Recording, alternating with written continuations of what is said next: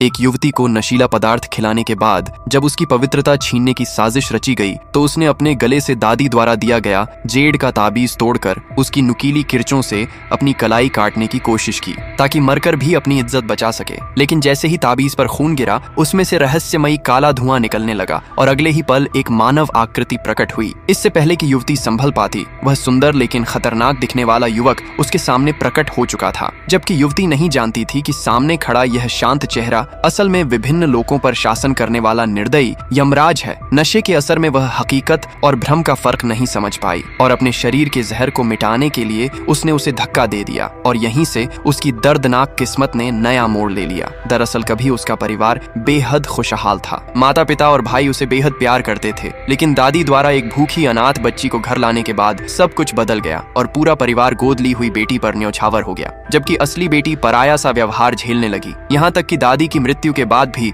माता पिता ने गोद ली हुई बेटी के लिए भव्य समारोह रखा, जिससे आहत होकर युवती ने दादी की तस्वीर लेकर समारोह में हंगामा किया और सबके सामने माता पिता की सच्चाई उजागर कर दी। मेहमानों ने इस व्यवहार की निंदा की और चले गए। अपमानित पिता ने गुस्से में उसे कोड़े मारकर दंड दिया और गोद ली हुई बहन ने मौका पाकर उसे जबरन नशीली दवा खिला दी और एक साजिश रचकर उसकी इज्जत मिटाने का इंतजाम कर दिया। साथ ही यह भयानक सच भी बता दिया कि दादी की मौत भी उसी ने जहर देकर की थी। नशे के असर में और बेबस होकर युवती ने ताबीज तोड़ दिया और यमराज को बुला लिया। दोनों के बीच ऐसा बंधन बना जिसे स्वर्ग धरती ने भी स्वीकार कर लिया और जो व्यक्ति उसे अपमानित करने आया था वह यमराज की एक नजर में मारा गया। लेकिन युवती ने उसे केवल किसी दुष्ट आत्मा का रूप समझा और उससे दूरी बना ली। बाद में नौकरानी और गोद ली हुई बहन ने मिलकर उस पर चरित्रहीनता का आरोप लगाया। माता पिता और भाई ने भी बिना सच जाने उसी पर विश्वास किया और उसे कठोर दंड देने का फैसला कर लिया। तभी यमराज ने हस्तक्षेप कर सबको सच्चाई दिखाई। दोषियों को उन्हीं के पापों की सजा मिली, लेकिन फिर भी परिवार ने गोद ली हुई बेटी को हल्की सजा देकर छोड़ दिया, जिससे युवती का दिल पूरी तरह टूट गया। बाद में यमराज ने उसे बताया